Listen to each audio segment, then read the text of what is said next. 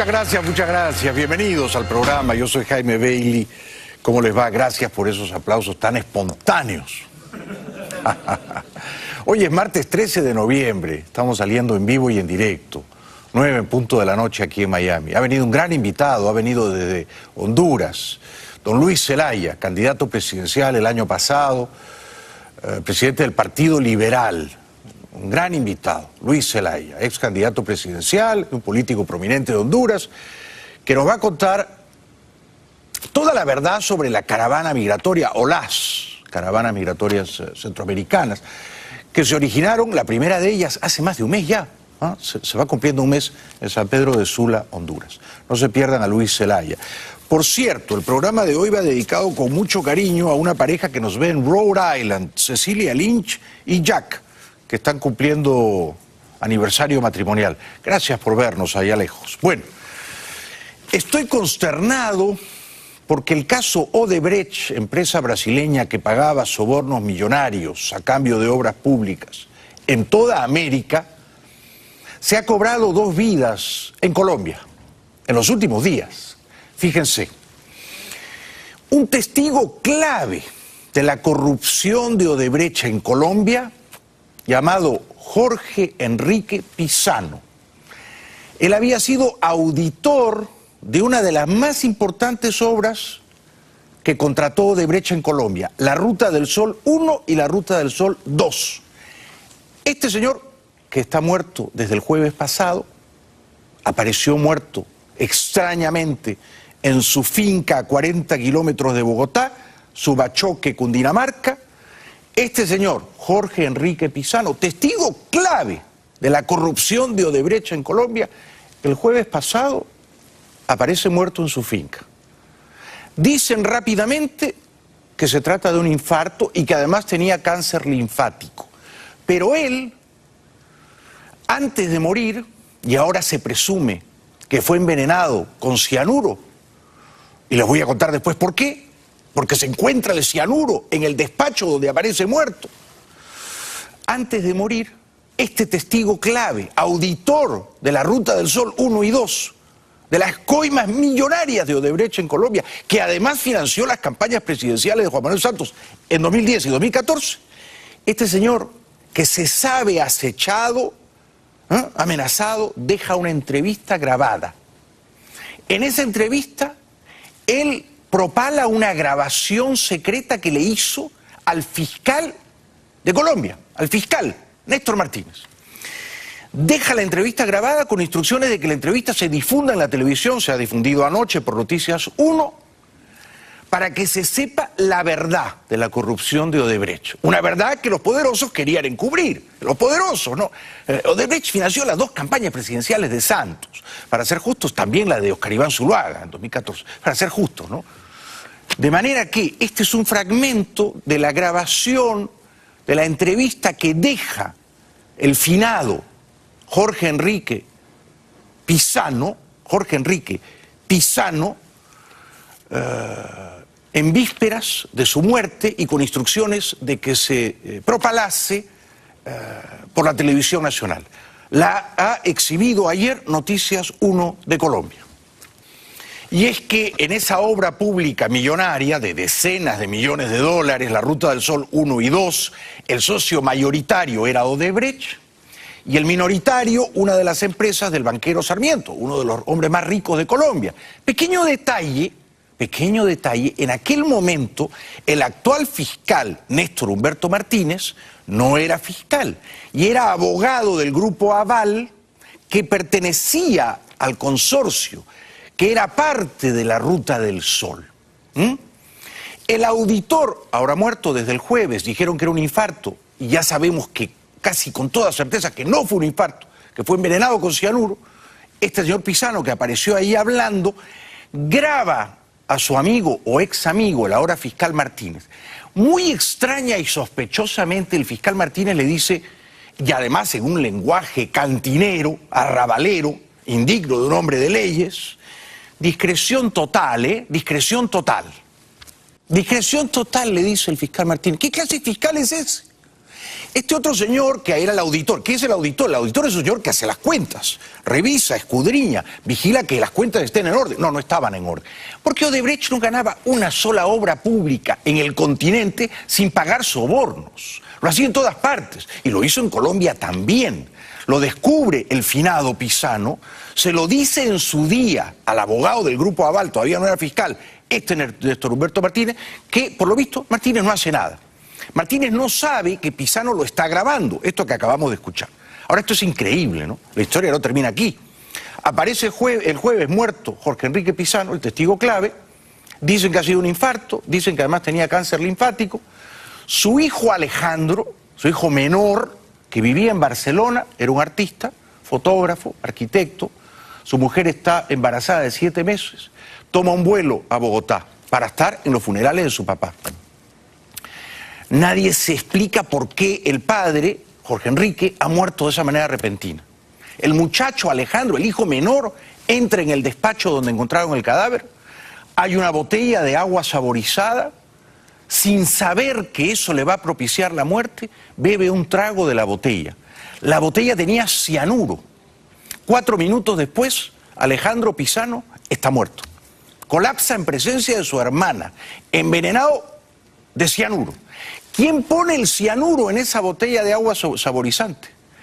Es casi seguro que el padre Pisano muere el jueves también porque bebe la botella con cianuro. Ahora, o el cianuro lo vierte la víctima, Jorge Enrique Pisano, deliberadamente porque quiere matarse, o el cianuro alguien se lo ha colocado en esa agua saborizante para silenciar a un testigo clave. No hay otra opción. O el señor Jorge Enrique Pisano se suicida con cianuro porque quiere irse, porque está abrumado, porque no quiere seguir siendo parte de este teatro de la corrupción en Colombia, o, y yo me apunto a la segunda hipótesis, alguien le pone cianuro en el agua saborizante. Mata al papá y luego, sin quererlo ni desearlo, mata a su hijo menor, que bebe la botella y aparece muerto. Lo reporta anoche la misma televisora que propala la entrevista póstuma que deja el padre, Jorge Enrique Pisano. Que en paz descanse este muchacho, Alejandro Pisano, artista, alma noble, víctima injusta de la hedionda podredumbre moral en Colombia. En menos de 4 días, la muerte ha tocado a la familia Pisano, afectando a 2 de sus miembros. El pasado jueves, Jorge Enrique Pisano, testigo clave en el caso Odebrecht y quien durante varios meses batalló contra un linfoma grado 3, falleció en su finca de Subachoque, Cundinamarca, a donde se había trasladado hace poco. Su muerte fue repentina y en un primer momento se asoció a una afección al corazón. Ayer, cuando la familia apenas empezaba a reponerse de la partida de Pisano, de nuevo la tragedia la enlutó. El menor de los hijos del ingeniero, Alejandro, quien había llegado de Barcelona para asistir al entierro de su padre, también falleció. Se desconoce aún la causa de la muerte. No se desconoce, se conoce, está probada. Las autoridades colombianas han hecho un estudio, una autopsia, y han dicho, murió por envenenamiento de cianuro. Está dicho ya.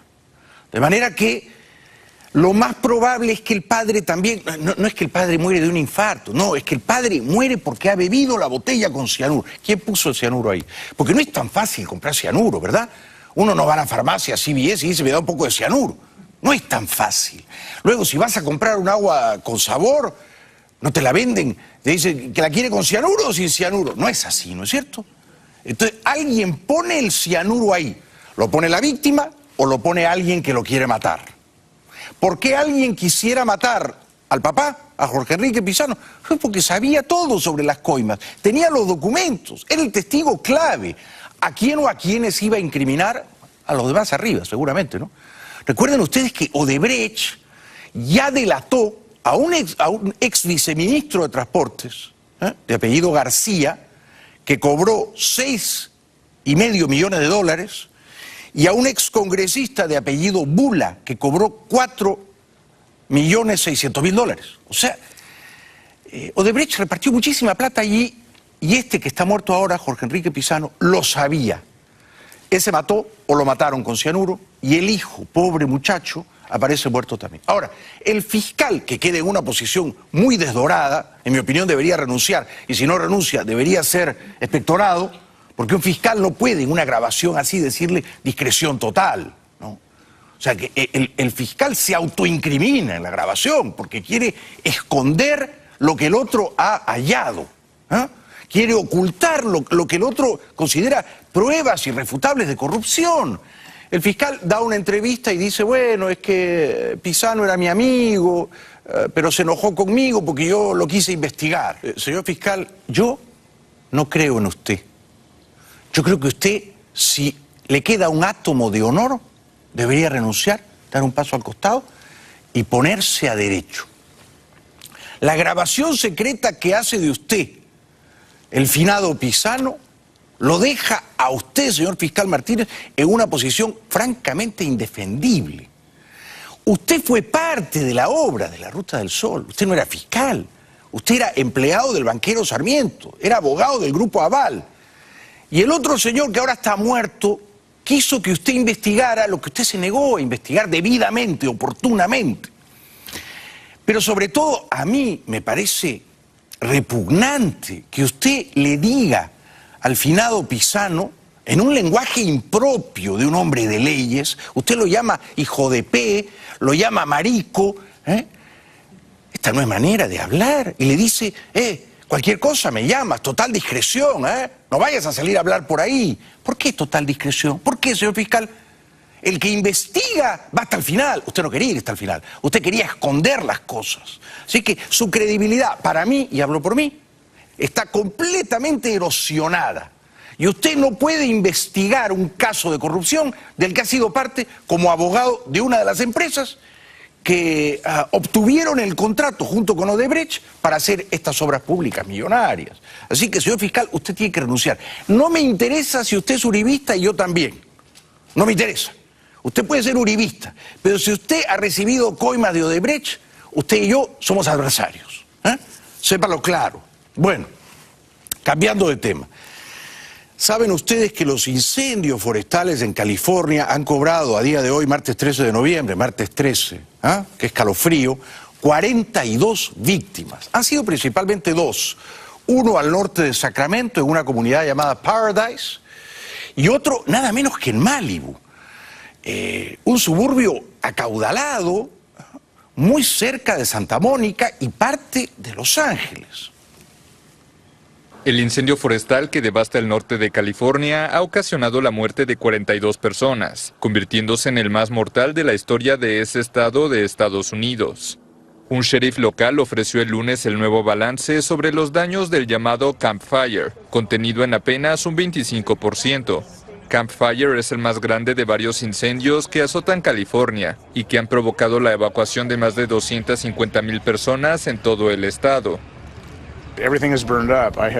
Todo se quemó. Tengo mi ropa y una mochila. Eso es básicamente todo.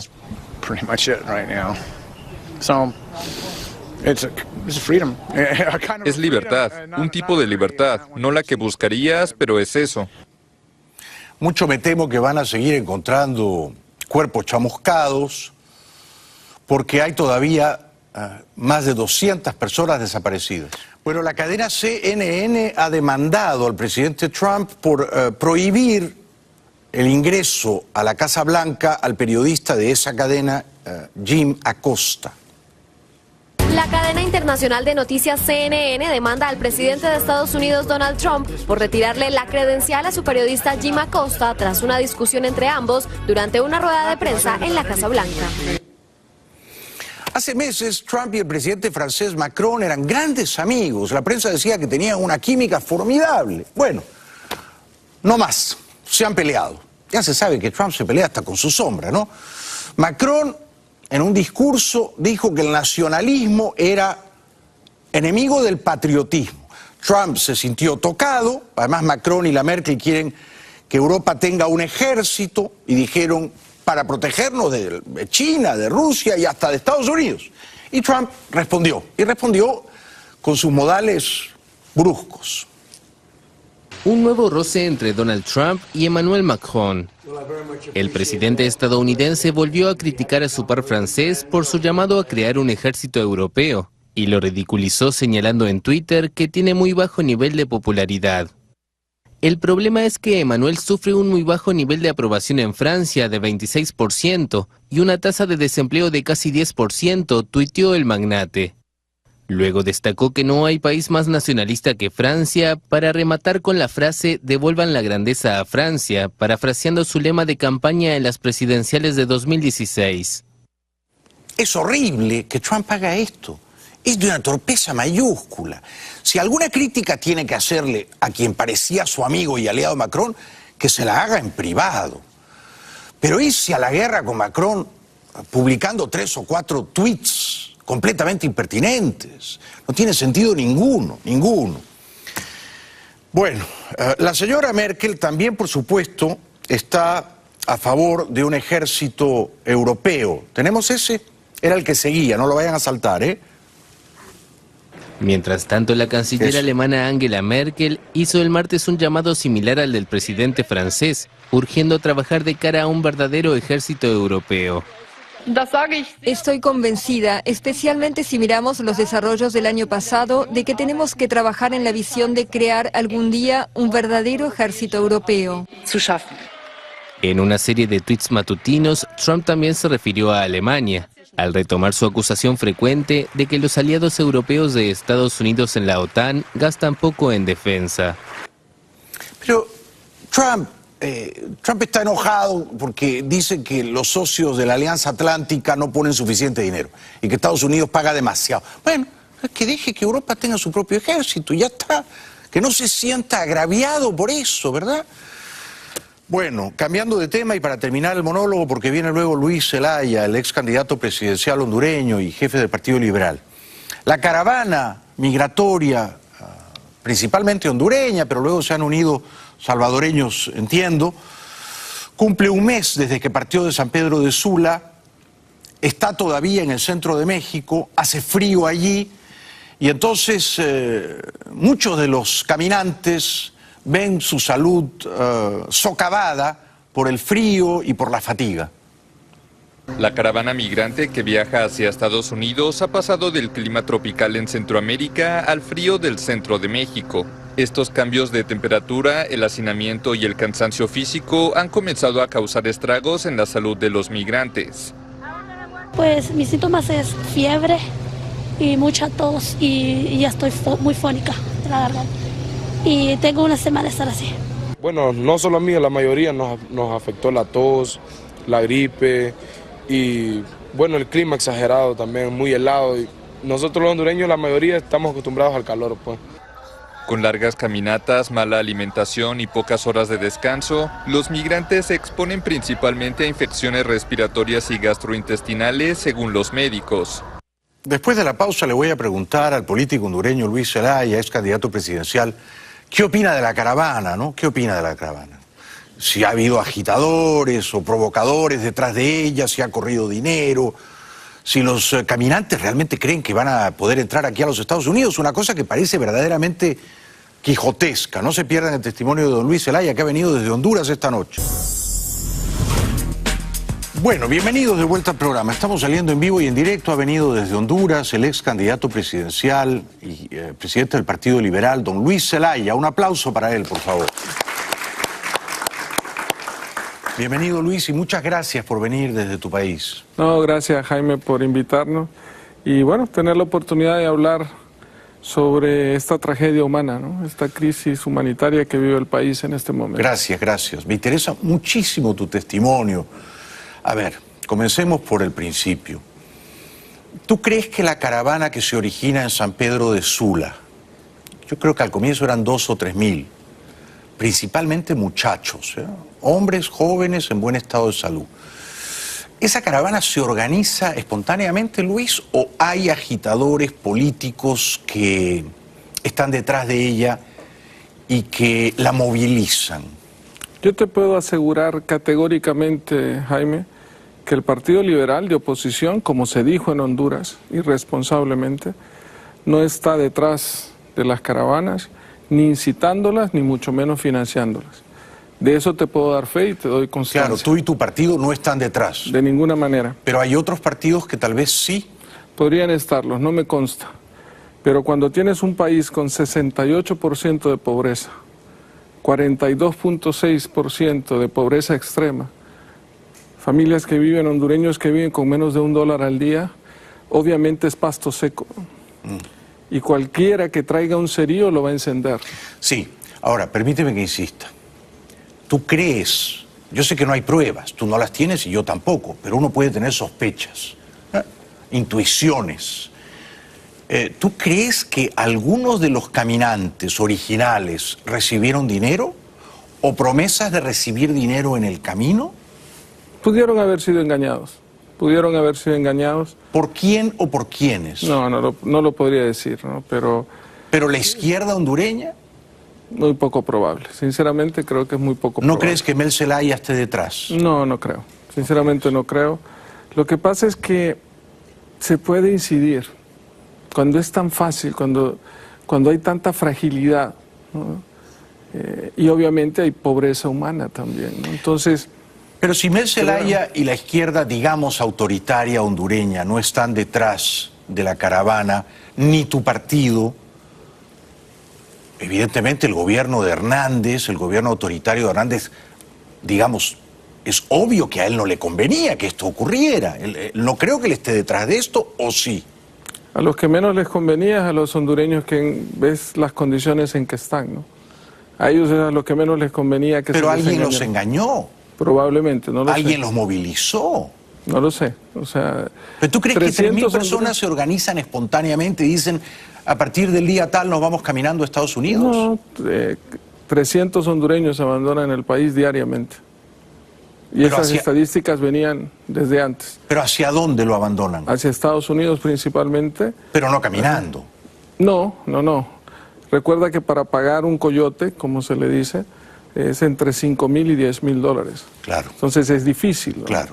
Y cuando tú crees, engañado, que viajando juntos, gente en grupo, te va a costar menos, no vas a pagarle al coyote, cuando crees que va a ser más seguro, pues... Si no tienes nada que perder... Ok, pero entonces tu hipótesis es que fueron engañados, no necesariamente que les pagaron, pero que fueron engañados. Puede ser, no lo sé, no me consta. Pero si fueron engañados, alguien tuvo que estar detrás, alguien malició la trampa, alguien urdió el embuste. ¿Quién sería? No lo sé. Pero ojalá, ¿a quién le convendría? ¿A quién le convendría en Honduras? A todos los que quieren mantener el status quo en el país. O sea, al gobierno. Al gobierno, a esa... Recuerda que hemos vivido en una cultura del miedo. Hemos vivido en esa polarización entre una izquierda radical, chavista, y una derecha que dice que nos defiende de esa izquierda. Pero en medio estamos los hondureños, en medio sufrimos la mayoría de ese proceso, y hoy por hoy estos dos se alimentan uno. Es como una simbiosis entre uno y otro. A ver, déjame insistir. ¿Por qué le convendría al gobierno de Hernández esta caravana original? Porque ¿qué ganaría? ¿No te parece? Ganaría el caos, porque andan detrás de un proceso de una Asamblea Nacional Constituyente, y cuando hay caos, pues obviamente esa es una salida, porque lo que realmente se quiere encubrir es la verdadera corrupción e impunidad que hay en nuestro país. O sea que es probable que los operadores políticos de Hernández, que ya ha demostrado además el presidente de tu país que no tiene muchos escrúpulos para violentar la ley, para quebrantar el Estado de Derecho, para imponer una candidatura abiertamente constitucional. ¿Tú crees que esos operadores políticos quisieran propiciar el caos para que él se perpetuara en el poder vía Asamblea Constituyente? Considero que ellos harían todo lo posible para generar caos en el país. ¿Y lo han generado? Sí, ya lo han hecho. En las anteriores se dio un caso emblemático en el Seguro Social de corrupción histórico en el país. Se realizaron marchas denominadas de los indignados, que dio origen a lo que hoy tenemos como Maxi, y las mismas marchas fueron infiltradas para generar violencia. Debido al caos, por culpa del caos, ¿Hernández se hizo reelegir el próximo año? ¿El año pasado, perdón? Por culpa del miedo. Por culpa del miedo. Esa teoría del miedo que muchos estrategas políticos, ¿no? de marketing político, algunos que viven aquí en Miami, ¿no? Que se dedican a estar en Latinoamérica generando esa cultura del miedo, pero al final no importa si es de izquierda o de derecha, cuando los gobiernos los que generan corrupción, impunidad y que llevan a pobreza y desigualdad, yo creo que son estados fallidos, ¿no?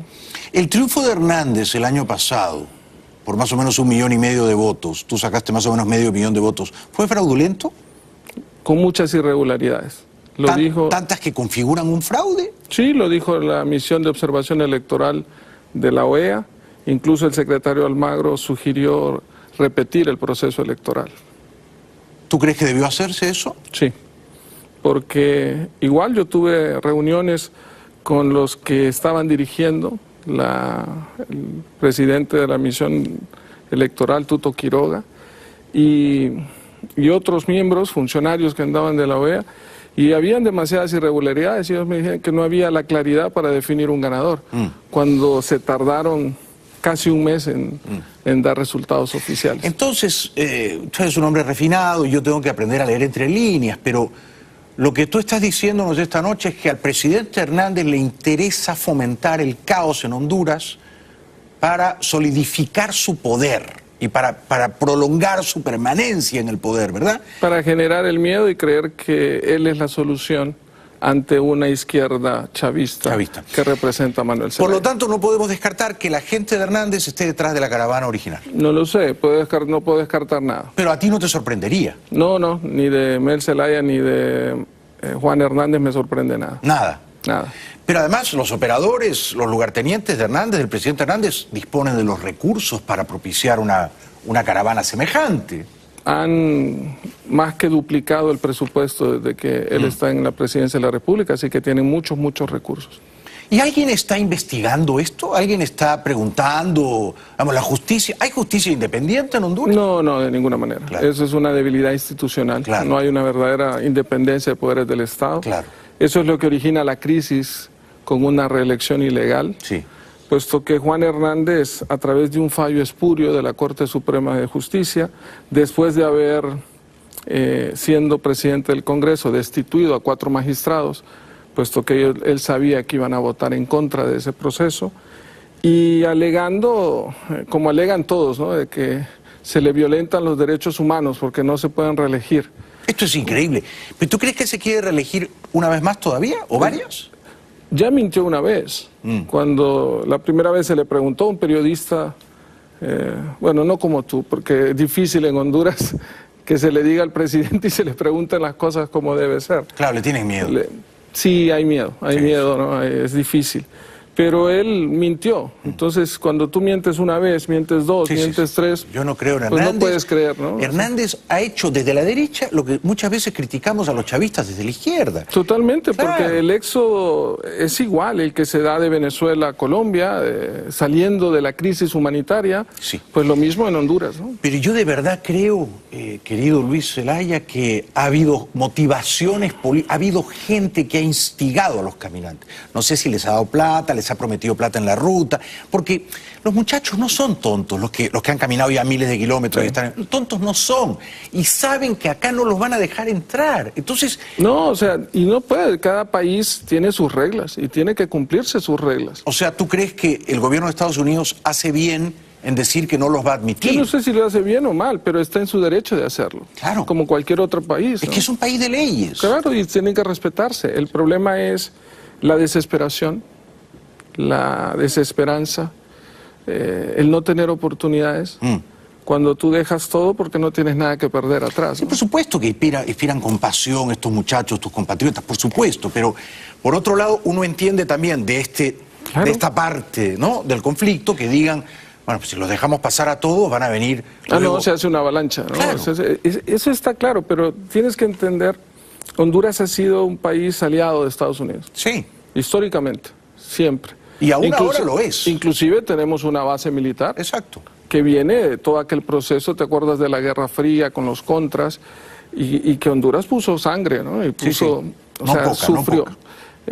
Y todo ese proceso, nos ha hecho aliados de los Estados Unidos.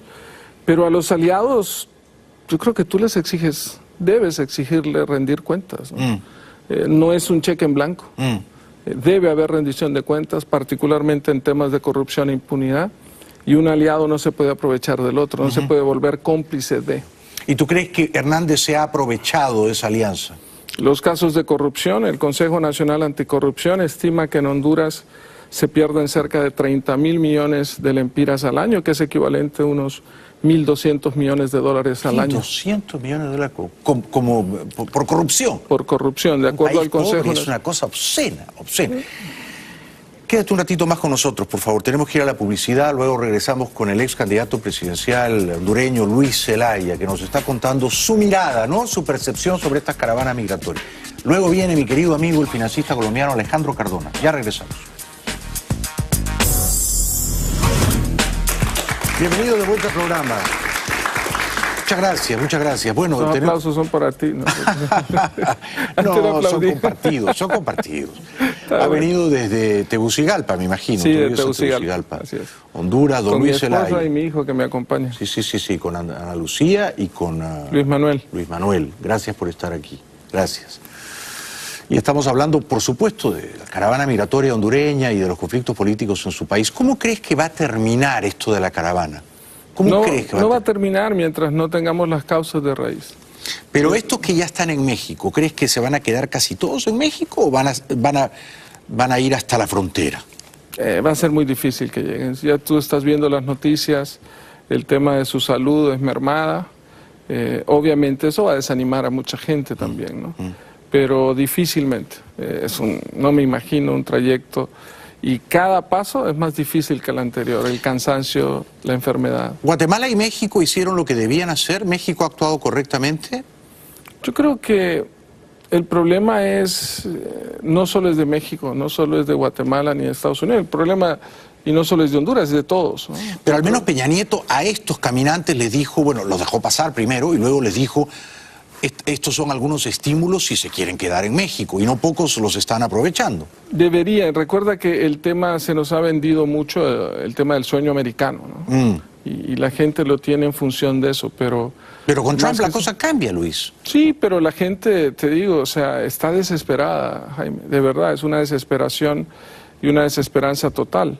Pero si están tan desesperados, ¿por qué los muchachos hondureños, en vez de caminar 5.000 kilómetros, no se proponen tumbar a un presidente ilegítimo como Hernández? Por miedo a la represión. Después del proceso electoral certificado por el Alto Comisionado de las Naciones Unidas, fueron 23 muertos, pero se certifica que fueron casi 50, ¿no? Entonces hay miedo, hay esa cultura que te frisa, que te paraliza, ¿no? Ese miedo. Pero sí, coincido contigo, o sea, nosotros hemos establecido desde la oposición una plataforma social ciudadana que nos planteamos eso, porque... Claro, pues si el país está mal, hay que volcar las energías para mejorarlo, para cambiarlo, para sacar a la gente equivocada del poder. Así es, y ese es nuestro objetivo, y lo hemos dicho, porque Juan Hernández es el principal disociador en el país. ¿Es un presidente ilegítimo a tus ojos, Hernández? Sí, porque él no debió haber optado a participar en un proceso electoral, porque la reelección no es permitida por la Constitución de la República. ¿Debe, por consiguiente, renunciar? Para mí sí, debe hacerlo, y se lo hemos exigido. ¿Y luego de la renuncia qué? Un gobierno de transición que se enfoque en dos cosas. Primero, en asegurar un proceso electoral transparente y limpio, con un Tribunal Supremo Electoral, un Registro Nacional de las Personas independiente y técnico, y un plan de emergencia económica para generación de empleo para evitar este proceso de migración. ¿El poder electoral está subordinado, Hernández? Sí, totalmente. O sea, es chavismo puro, pero de derecha. Así es. Así es, no hay otra forma. Y la prensa mayoritariamente, la televisión, que es la que controla la opinión pública, porque esto no se hace desde los periódicos, se hace desde la tele, ¿está con Hernández? Sí, difícilmente podría tener un programa como el que estamos teniendo hoy en Honduras. ¿Por qué? ¿No te invitarían? No hay... Porque no se puede hablar, o sea, Hernández... No se puede hablar mal de Hernández. Sí, si hablas bien, te dan una hora. No, ahí sí, ¿no? Claro. Y si tú lo invitases a un programa o viniera, no atendería, porque él solo puede hacerlo mediante control ordenado, o sea, bajo condiciones, sus propias condiciones. No viene, él elige las preguntas, claro, él no va a venir. Entonces, bajo ese esquema hay una ley que le da canje publicitario por impuestos sobre la renta a los medios de comunicación, entonces es una forma en la que haces coacción a los medios, ¿no? Claro, les da dinero y compra sus lealtades, ¿no? Bueno, me queda claro escuchándote que probablemente la gente de Hernández ha alentado, ha expoliado la primera caravana, sí, me queda claro. me queda claro. Luego ha habido dos más, la tercera de salvadoreños, lo que algo dice también de que en El Salvador los muchachos perciben que no hay futuro, ¿no? Sí, yo creo, o sea, cualquier escenario, no debes, en Honduras en este momento, dadas las circunstancias, no puedes descartar ningún escenario. Ninguno. No me consta ni que lo ha hecho Manuel Zelaya, no me consta que lo haya hecho el gobierno, pero los considero capaz a ambos de cualquier cosa. Sí. ¿Tú les pedirías a los caminantes que están en México que volvieran, que se quedaran en México, que reconsiderasen su postura? No les puedo pedir que regresen a un país con las altas tasas de criminalidad, más altas de femicidio. Es difícil pedirle que venga donde no hay esperanza. Pero al menos no les pedirías, no tratarías de disuadirlos respecto de cruzar la frontera de un modo irregular, sin documentos, aquí a Estados Unidos. Fíjate que en el 2015 fueron 5.000 niños no acompañados. En el 2016 se duplicó. Ahorita que venía en el aeropuerto, que venía para Miami, hay un rótulo que dice: no dejes ir a tus hijos solos. Es estúpido. O sea, ¿quién quiere dejar ir a sus hijos solos? En la caravana hay niños de 11, 12 años solos. ¿Y qué es lo que te parece estúpido? Poner un rótulo que te diga al padre de familia: no lo dejes ir solo. No es que lo quiera dejar ir solo, hay que crear las condiciones para evitar que se vayan. El simple hecho de separar a los hijos de su familia ya es una tragedia. Sí, lo es. Pero debemos nosotros como hondureños, porque yo no estoy en función de pedir que otros resuelvan los problemas que nosotros mismos como hondureños tenemos que resolver. Pero debemos entender que este problema es regional. Sí, Mientras todo el dinero que se roba, y que Trump lo dijo cuando estaban en el tema de campaña, se deposita en bancos norteamericanos. Pero en este punto creo que tengo que discrepar de ti con mucho respeto, querido Luis, porque a mí me parece una irresponsabilidad gigantesca que padres de familia de tu país manden a hijos, es que no los niños, mandan, Jaime, menores de edad en la caravana. Se van, no los mandan, se van. O sea, ¿los niños salen solos? Sí, el niño estaba, el que se va... Yo he visto niños de 3, 4 años. No creo que salgan solos. No. Te estoy hablando, hay un niño de 11, 12 años que se escapó de un centro de detención. Pero hay muchos más, hay decenas de niños. Hay 10.000 niños en el 2016. No, yo estoy hablando de esta caravana. Sus hijos. Pero estoy hablando de estas caravanas, de las Van con niños hasta de brazos. Van con niños de brazos. Imagínate el nivel de desesperación. Lo puedes por un lado llamar irresponsabilidad. Sí, tú y yo no lo haría. Pero yo no puedo juzgar el nivel de desesperación que tenga un padre de familia que no puede ni darle comer a sus hijos. Sí, entiendo tu punto. Entonces, no sé si es irresponsabilidad o desesperación. Ambas cosas, porque en el camino tampoco está asegurada la comida, ni la salud, ni la supervivencia. Entonces, es pasar de Guatemala a Guatepeor. Totalmente. Fíjate que hay una señora que viaja, y yo creo que lo has visto, con su hija con hidrocefalia. Lo he visto. Y le dieron cita para junio del próximo año en Honduras. Y te aseguro que va al hospital y no hay medicinas, el sistema de salud está colapsado. Entonces, cuando entras a ese nivel de desesperación, cualquiera que te pueda alentar o no, o que creas que hay una mínima o leve esperanza, la tomas, porque lo que tienes aquí es nada. Sí, te entiendo. Bueno, yo he dicho aquí, no sé, te cuento lo que he dicho, seguramente tú no estás al tanto de ello, que a mí me parece que no hay que usar la violencia contra los migrantes, contra los caminantes. Eso primero, no hay que usar la violencia. Segundo, hay que recibirlos y escucharlos. Recibirlos, descansen, proveerlos de colchones, de comida, de bebidas. Eso no significa darles la residencia, no, pero por lo menos escucharlos, una semana, 2, un mes.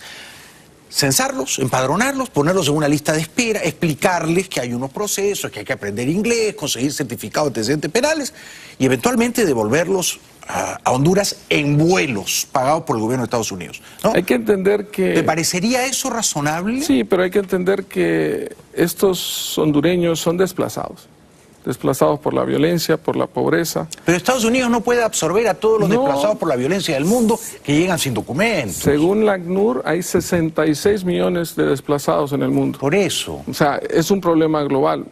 Más allá de datos desde la Segunda Guerra Mundial, es histórico. Pero tú eres un político de Honduras, ponte en los zapatos de un político de Estados Unidos No, o de un yo estoy de funcionario. acuerdo. No, insisto en eso. Tiene que velar por la ley. Claro, insisto en eso. O sea, Estados Unidos, como cualquier otro país, tiene que velar sus leyes migratorias. Por eso. Y así debe ser.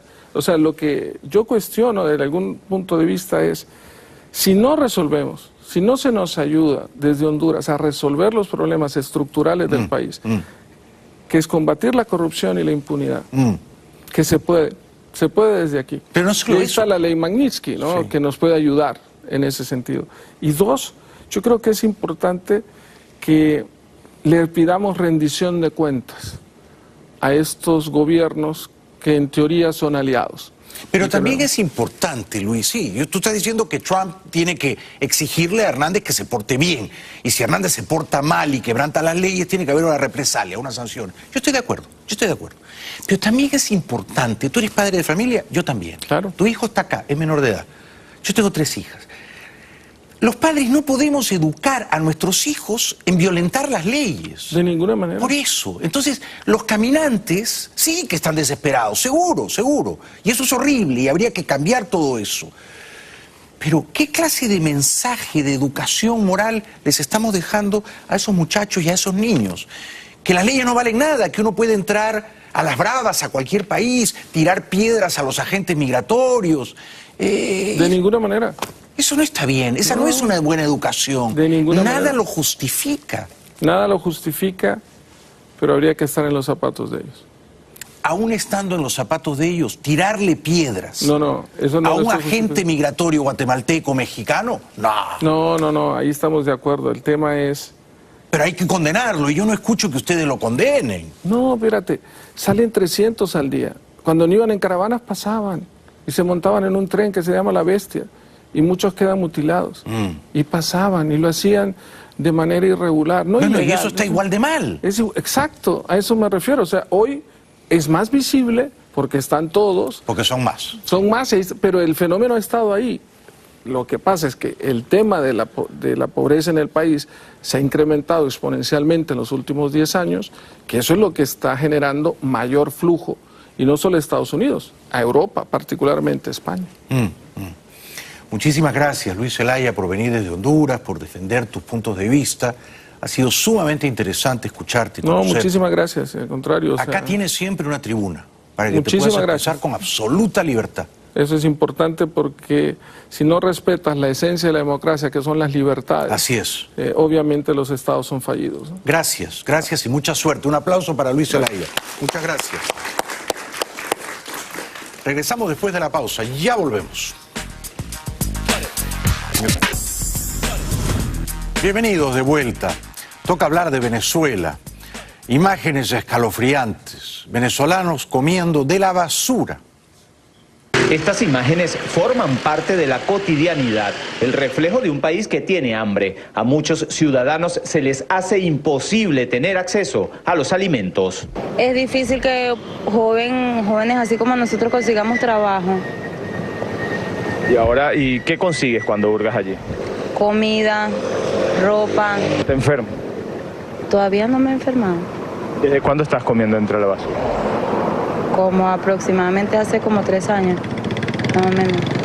¿Qué le dices tú al gobierno cuando dice que hay una revolución que de alguna manera está sacando a la gente de la pobreza? ¿Tú crees en eso? No, jefe. No creo en gobierno, no creo en nadie. Siempre he pensado que tanto las elecciones como el gobierno aquí todo está arreglado. Larguísimas filas de personas con hambre queriendo comprar algo de comida.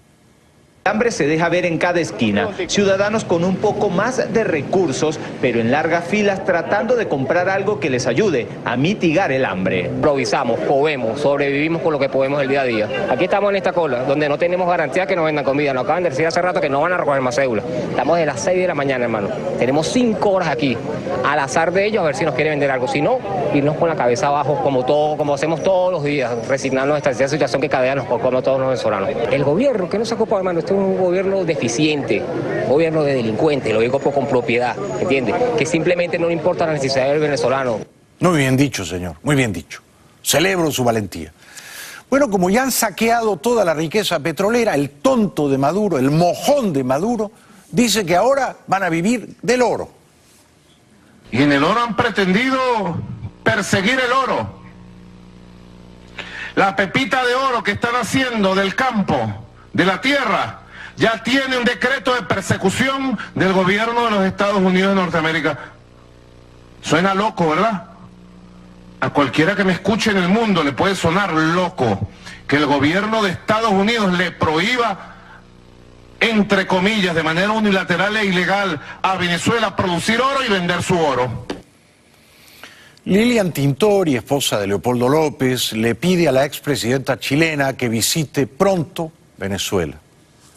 Semana 6, seguimos aquí en Caracas, en Venezuela, en la ONU, en las puertas del PNUD, exigiendo que venga la alta comisionada de Derechos Humanos Michelle Bachelet a Venezuela con su equipo técnico para levantar un informe que está aprobado desde el 27 de septiembre. Es decir, el 27 de septiembre en el Consejo de Derechos Humanos se aprobó la visita del equipo especializado y de la alta comisionada de Derechos Humanos a Venezuela. Y nosotros como venezolanos estamos esperando que vengan y que caminen por el país y que entren a los hospitales y que entren a las cárceles y que conversen con los familiares de los presos políticos para que vean lo grave de la situación, no solamente de los presos políticos, sino de los venezolanos. Señora Bachelet, por favor, tome nota. Usted vive entre Ginebra y Nueva York. Cuando esté en Nueva York, baje a Caracas. Bueno, entre tanto, una eurodiputada española exige la liberación del comisario policial venezolano Simonovic, uno de los tantos presos políticos. Se cumplen 14 años del injusto encarcelamiento de Iván Simonovic por el régimen chavista de Venezuela. 14 años de privación de libertad, 14 años de sufrimiento para él y para su familia. Simonovic además se encuentra gravemente enfermo. Desde el corazón de Europa quiero pedir su libertad inmediata, así como la de todos los presos políticos venezolanos y enviar toda mi solidaridad a Iván y a sus allegados. Libertad plena para Simonovic. Libertad plena, me sumo. Otro preso político venezolano, Juan Requesens. Su padre exige su liberación y reitera que su hijo es inocente. Siempre la esperanza está ahí, ni desespero ni desesperanza. Juan es inocente, debe estar libre, no hay ningún cargo de peso que justifique su secuestro en el helicoide. No solamente Juan, sino todos los presos de conciencia que están allí, los que están en su casa, presos detenidos en su vivienda, Leopoldo López, Simonovic, que tiene un problema de salud, mi colega Marulanda, que ha sido torturado y está en Ramo Verde, Manuel Chacín, que es un joven luchador también, que tiene ya un año allí, y aquí no se sabe con esta aberración jurídica que existe en este país, donde no hay Estado de Derecho. Sin embargo, aquí estamos al pie de lucha, no solamente por la libertad de Juan, la libertad de los presos políticos y la libertad de Venezuela. Estamos con él, por supuesto. Entre tanto, los matones, los sicarios a servicio de la dictadura venezolana entran prepotentemente en un edificio popular, la Torre Viasa, y se llevan a un número de jóvenes que ahora están en calidad de desaparecidos. Empezaron a matar gente ahí inocente, ahí no había nadie, porque ahí no hay nadie que se ama la conducta a nadie, de hecho puros trabajadores, pelan plátanos, todos puros trabajadores y matan a todos los inocentes ahí no había nadie, golpearon a mí me mira lo que me hizo un policía, una me tiró una pata por los pies, me tiró una pata, yo estoy embarazada. Entonces no querían a uno pasar, a los niños, delante de los niños soltaban tiros de allá del 14, matando a la gente y los niños escuchando y lloraban los niños. Regresamos después de la pausa con todo lo último de la gira de Iván Duque por Europa.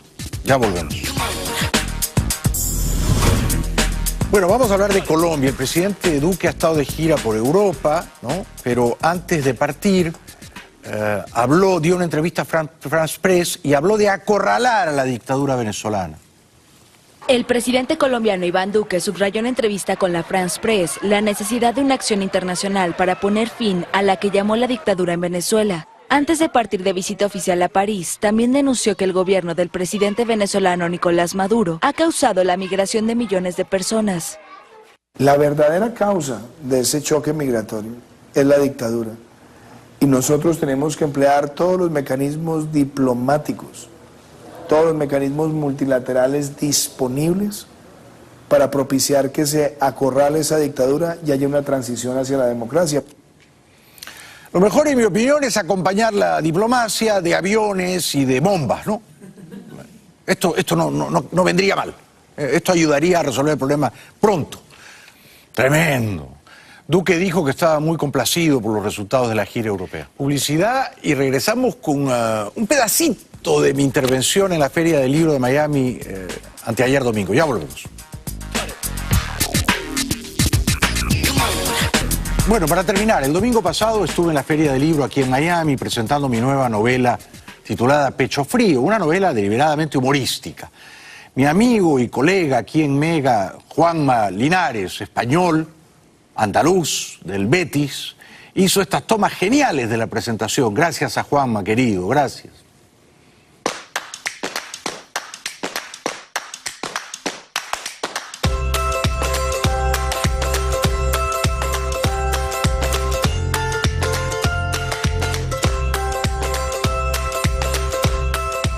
Ustedes ya me conocen y saben que la corrección política no va conmigo.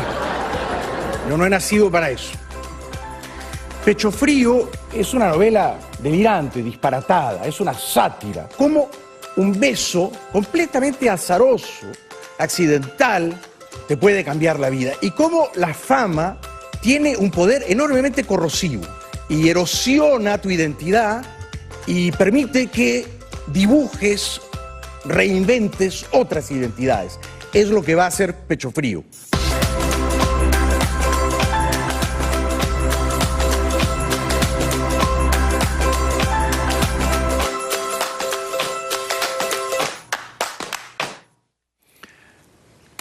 Bueno, gracias, sobre todo gracias a mi colega y amigo andaluz, Juanma Linares, que ha hecho un trabajo lindísimo. Gracias. Ya hemos grabado la conferencia, quizá la vamos a pasar la próxima semana.